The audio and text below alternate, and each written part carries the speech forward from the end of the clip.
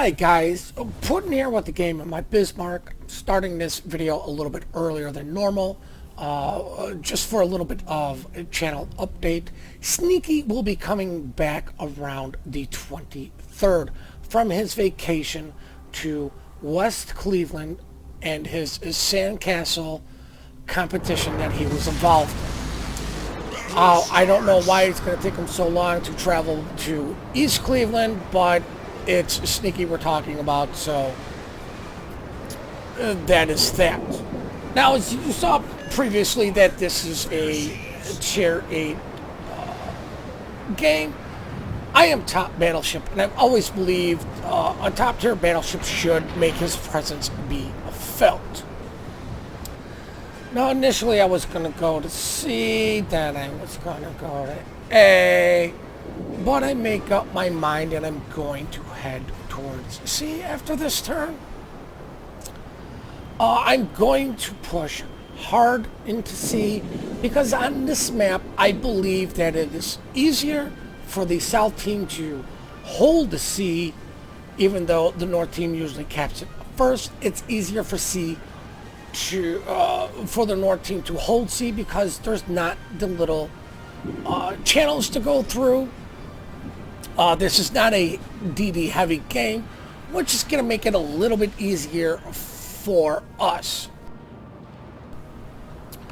And the same kind of goes for A. Usually the South team can get it, but it is easier for the North team to hold it. Now, half the reason I decided to push here is because our two DDs are going to C. We need to keep them alive. I get spotted by what I can only imagine would be a destroyer, pop up the plane, because you just never know.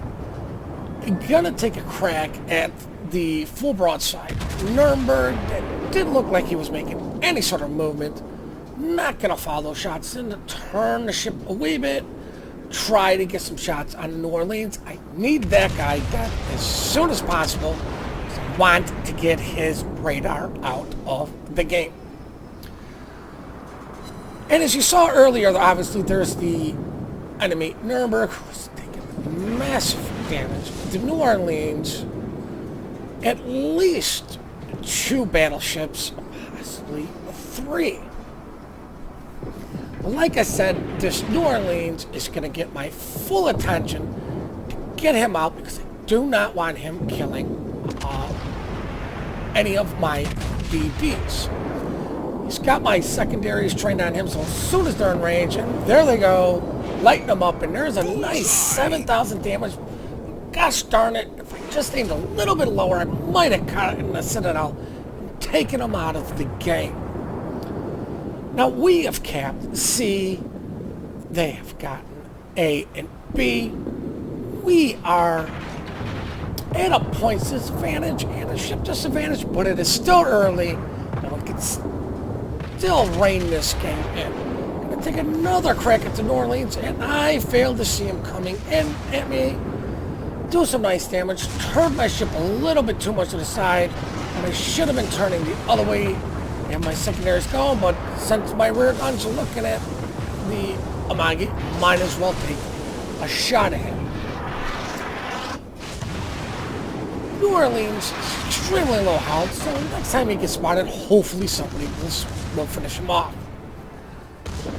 I see the Colorado. I see that he's turning sideways. Might as well take a shot at him if he's going to start presenting me aside, but 4,000 damage is not what I was looking at.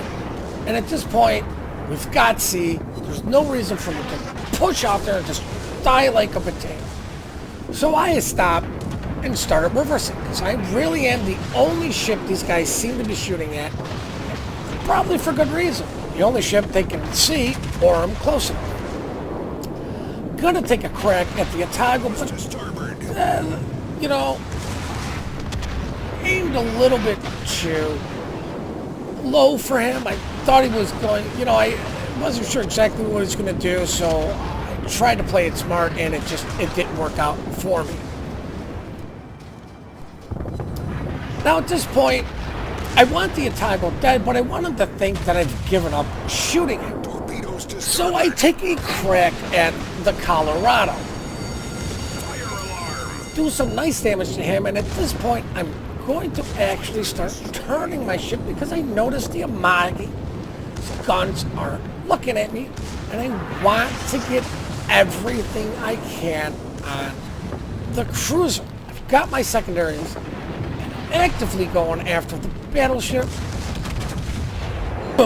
Get all the guns going on the Otago. He's showing me not a lot of sight, but enough to get a nice 9,000 damage done to him, and he takes another hit.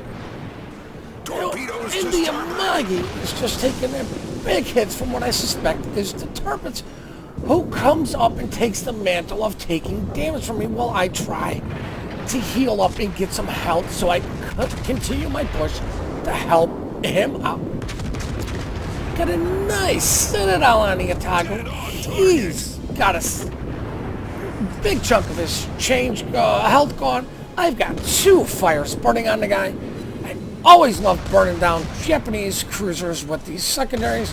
It just really makes my day to burn down a fighter starter with my secondaries. Now, this guy has clearly dropped torpedoes. It'd be a fool not to have dropped them, and here they come. Now, I kind of continue my turn a little bit to give the New Mexico in front of me a little bit of breathing room. These torps are never going to hit any of us. We were bowing. Hopefully, we all knew that these were coming, and as you can see, they just go right by all of us. Now at this time, I get my secondaries ready to go on the Colorado as lag hits, and I swore I pulled an answer, and I was like, oh! But luckily, it was just good old-fashioned lag. The secondaries are going to the Colorado, trying to get all of my guns to bear on him. Heels coming back. The Colorado is angled relatively nice to me, but I still got a nice 8,000 damage. Secondaries, I'm hoping that these things do get a fire going down, but I kind of cut my speed down a little bit. I want to start getting some health back before I start going after 2 of them. I was kind of hoping that Turpets at this point would have kept up the mantle of pushing and taking some of these hits, but it doesn't look like it. But luckily for me slowing down, most of the Colorado shells missed. Trying to see if I can get anything on this German battleship. Kind of holding my shot as I see rounds coming in from the other side.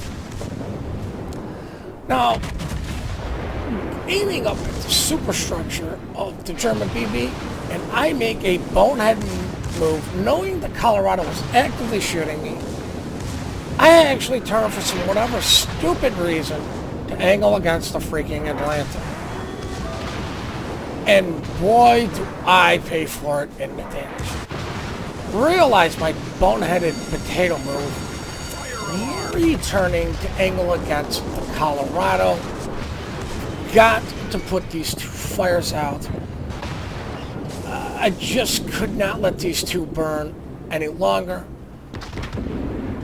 I'm gonna have to let somebody else deal with the Colorado. Luckily, with all the turning I was doing, the Amagi shells that were that is on B wildly missed.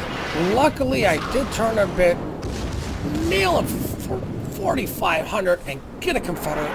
Then I turned in, and all of his AP shells bounced harmlessly off me. I say, screw it. I'm gonna turn and give this guy a lot of side, get these rear guns into play. Gonna get all of my secondaries that I have left. He's shooting at this guy. He needs to die before he sets another fire. Finished him off. And of course, his final shells set a second fire. And at this point, I am praying to God that these fires go out before I die. I'm hoping my heal can last just long enough to where I can survive.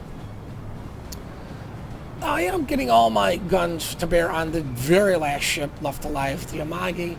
Luckily, I'm not spotted by him anymore. He's actively engaged with somebody else. Might as well take the shots. I mean, nothing to lose. And thank God, with 5,700 health left, I'm still alive and no fires. And Amagi's shooting at somebody else.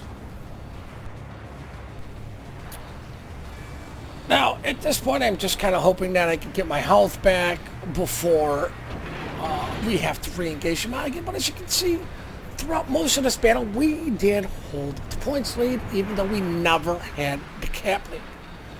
I believe it was due to the excellent job that the guys were doing for all the guys, all the enemy that came out of A into B. They did an excellent job taking them out when they could, and all of us that were up at the sea here that actively pushed them around, luckily are still alive. I see the Magi trying to get some sort of indication what this guy's doing, if he's going slow, if he ran aground. It looks like he's just kind of going at about half the speed. Gonna take a crack, gonna get spotted by him. Hopefully these things come down and do some nice damage. And boom! Those, I believe, are the last shots I take in this game. A nice citadel, high caliber. And this, guys, is the end of the game, and now we're going to look at the post-battle results. 157,000 damage, Confederate, Dreadnought, high caliber, 2 ships sent to the bottom of the sea, first place with base experience of 1,900, made 100k monies, but like I said, I kind of don't play these tiers to make money, but it's always nice to walk away with some. 104,000 damage coming from main batteries, 25 from secondaries, and 27 from the fires they set. 1.4 million potential damage. And with that, guys, just want to say we do appreciate all of your comments, even the negative ones. It does help us grow as a channel.